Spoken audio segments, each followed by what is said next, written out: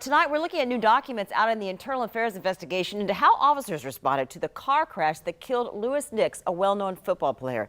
The report saying officers' body cameras did not record enough and they didn't call a dive team when they should have. 3 JSO officers and a sergeant were under investigation. On your side's Kaylee Tracy has been sorting through this report and also the body camera footage. And Kaylee, how is Louis Nix's mother reacting to this report? Well, Jeannie, she tells me the report, which she just got word of yesterday, she says that the findings are disturbing and says she just found out again about the report yesterday and is disappointed that the officers and sergeant did not do more to determine if her son was in that pond the initial night of the crash. I know they possibly may have not found him alive had they called dive team, or they even canceled JFRD. That was disappointing.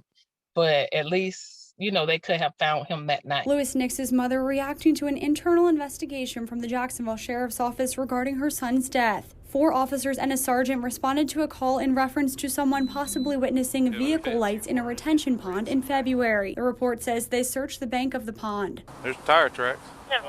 There's tire tracks right here, but you can't tell if there's a car out there.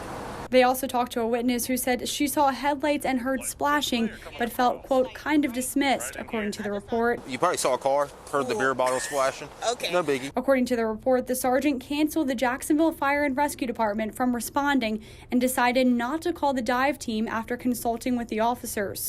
Don't think the dive team called her? Huh? Alpha.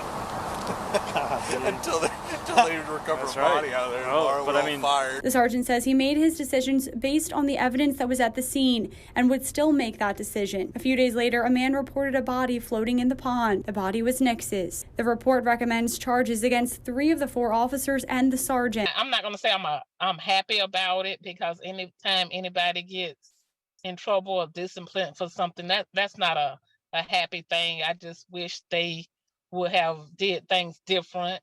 You know, we make judgment calls all the time, the right ones or the wrong ones.